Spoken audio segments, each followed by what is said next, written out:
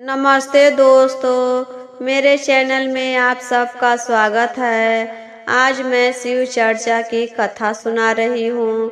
कथा बहुत ही सुंदर है, शुरू से अंत तक जरूर देखिएगा। अच्छा लगेगा तो लाइक करिएगा, शेयर करिएगा और चैनल पर पहली बार देख रहे हैं तो चैनल को सब्सक्राइब करिएगा। तो चलिए शिव चर्चा की सुंदर कथा सुनाती हूँ। एक गांव में एक बूढ़ी अम्मा रहती थी। बूढ़ी अम्मा के पति नहीं थे और ना ही बेटा था और बूढ़ी अम्मा के पास बहुत ही धन दौलत था। वह अमीर थी, बहुत धन दौलत था, लेकिन उसको सेवा करने वाला कोई नहीं था। बूढ़ी अम्मा के एक भतीजा था जिसका नाम था रामू। रामू अपनी पत्नी और 2 बेटा एक बेटी के साथ बूढ़ी अम्मा के घर पर रहता था। बूढ़ी अम्मा अपना सारा जमीन जायदाद अपने भतीजा के नाम पर लिख देती है। सारा धन तो अब रामू के नाम पर हो गया था।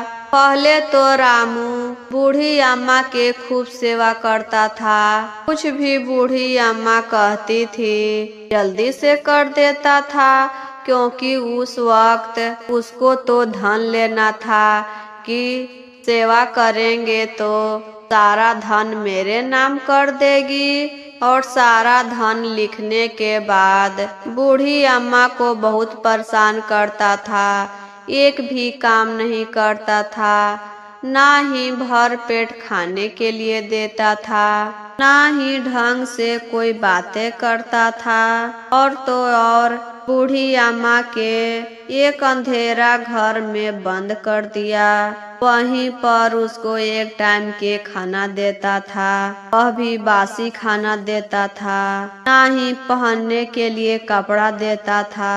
बूढ़ी अम्मा के सारा कपड़ा फटा हुआ था, सिलाई करके पहनती थी, पेवन लगाकर पहनती थी। ऐसे ही बूढ़ी अम्मा के दिन कट रहा था। गुरु बहना, आधा पेट भोजन मिलने के वजह से बूढ़ी अम्मा बहुत ही कमजोर हो गई। उसके शरीर पर बस हड्डी दिखाई देता था। वह इतना कमजोर हो गई थी कि वह खड़ा होके नहीं चलती थी, बैठकर चलती थी। जैसे बचपन में बच्चा कैसे पैर पर खुसकते हुए चलता है, उसी तरह वह भी चलने लगी। घसकते घसकते इधर उधर अंधेरे कमरा में करती रहती थी। अब तो उसको बहुत पछतावा होने लगा कि यह हम क्या कर दिए। सारा जमीन जायदाद अपने भतीजा के नाम कर दिए, वह भी अपने जिंदगी में। अगर मेरे पास धन रहता तो मेरी सेवा कोई भी कर देता।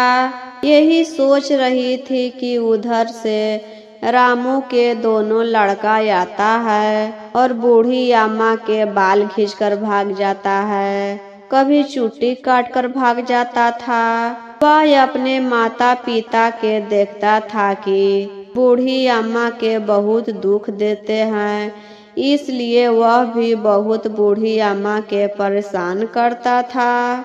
लेकिन रामू के जो लड़की थी वह ऐसा नहीं करती थी। उसको बूढ़ी अम्मा पर बहुत दया आता था।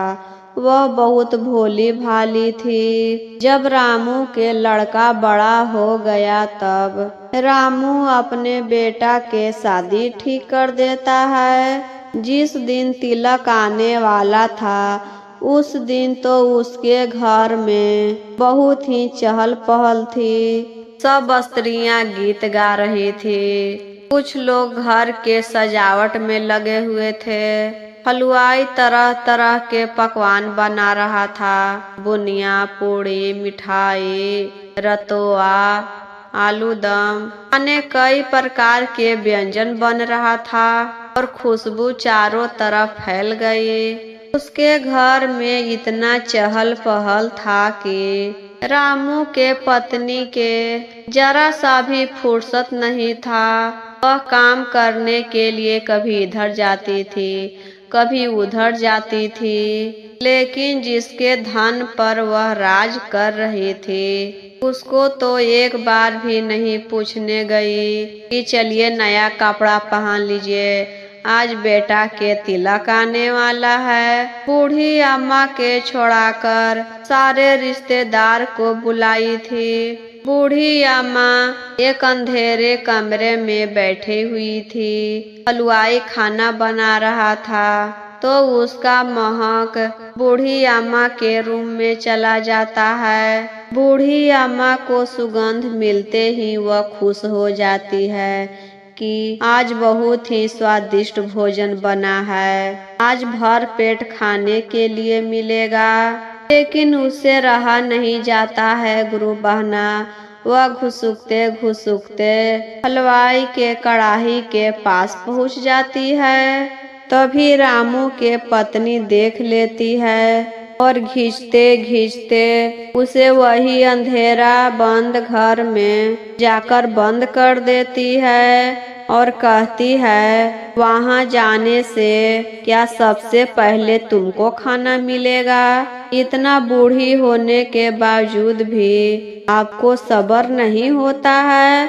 जब खाना बन जाएगा, सारे मेहमान खा लेंगे, तब आपको खाना मिलेगा। तब तक आप आराम से बैठे रहिए यहाँ पर। इतना कहकर वह चली जाती है और इधर बूढ़ी अम्मा के तो सब्र नहीं हो रहा था। इंतजार करते करते उनके लिए तो 1 मिनट 1 बरस बीत रहा था, क्योंकि वह बहुत भूखी थी और कभी उनको भर पेट खाना नहीं मिलता था।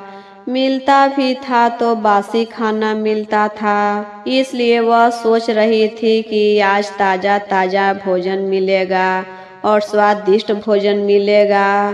कब सब मेहमान खाए और हमको खाना मिले।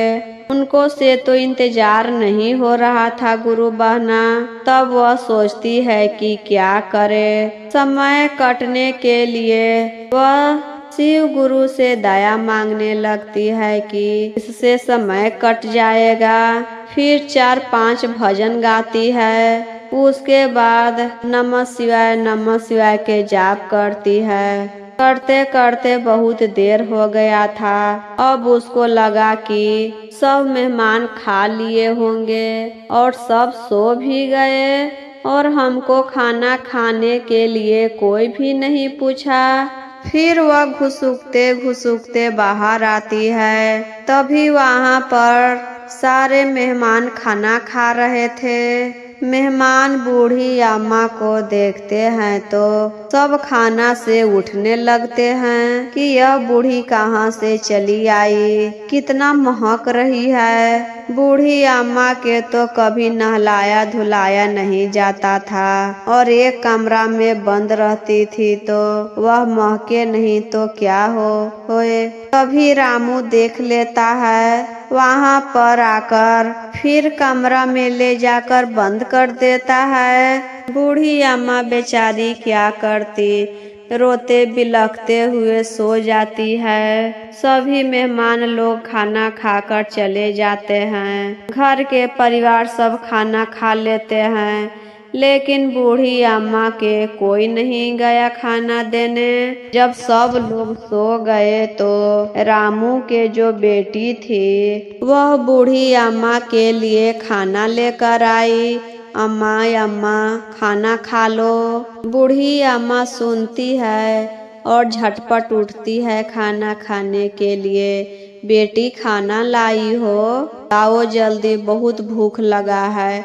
क्या तुम्हारी माँ भेजी है खाना लेकर? लड़की कहती है, नहीं, हम तो चुपे चोरी आए हैं, यह मेरे हिस्से का खाना है। उतना में बूढ़ी अम्मा के पेट नहीं भरा गुरु बहना। वह कहती है, जाओ बेटी, अपने अम्मा से और पुड़िया मांग कर ले आओ। लड़की कहती है, नहीं अम्मा, हम अपने माँ से चुपे चोरी आपके लिए खाना लेकर आए हैं और मांगने जाएंगे तो मारने लगेगी। तब बूढ़ी अम्मा कहती है, तो बेटी चलो, जहाँ मेहमान के खाया हुआ जूठा पत्तल बिगा होगा वहाँ लेकर चलो। वहाँ पर लेकर जाती है और बूढ़ी अम्मा सारे जूठे पत्तल में से छोड़ा हुआ भोजन करने लगती है। जब रामू के पत्नी के नींद खुलता है गुरु बहना, तब वह अपनी बेटी को खोजने लगती है। बेटी वहाँ पर नहीं थी तो ढूंढते ढूंढते बाहर चली आई। बाहर आकर देखती है कि उसकी बेटी खड़ी है और वहीं पर बूढ़ी अम्मा जूठा पत्तल पर से भोजन कर रही है। तो यह देखकर उसको बहुत दुख हुआ कि देखो तो, जिसके धन पर हम राज कर रहे हैं और उसी को हम खाना नहीं खिलाए, वह सब के जूठा पत्तल पे से खाना खा रही है। वह भगवान से हाथ जोड़कर क्षमा मांगने लगती है और उसी समय भंडार घर में जाती है। एक थाली में सभी प्रकार के भोजन लाकर बूढ़ी अम्मा के देती है। कहती है, लो अम्मा, भोजन कर लो, हमसे बहुत गलती हो गया, हमें माफ कर दो और अपने शिव गुरु से इस पाप के लिए क्षमा मांगना। अब से ऐसी गलती हम कभी नहीं करेंगे। बूढ़ी अम्मा जल्दी से सारा भोजन खत्म कर दी, क्योंकि कई दिनों से वह खाना नहीं खाई थी। और उसी दिन से रामू और रामू के पत्नी सब लोग बूढ़ी अम्मा के सेवा करने लगते हैं। और इसी चलते गुरु बहना अपना जिंदगी में अपना धन किसी और को नहीं देना चाहिए। धन के लालच में सब लोग सेवा करते हैं, जैसे ही धन मिल जाता है सब मुंह फेर लेते हैं।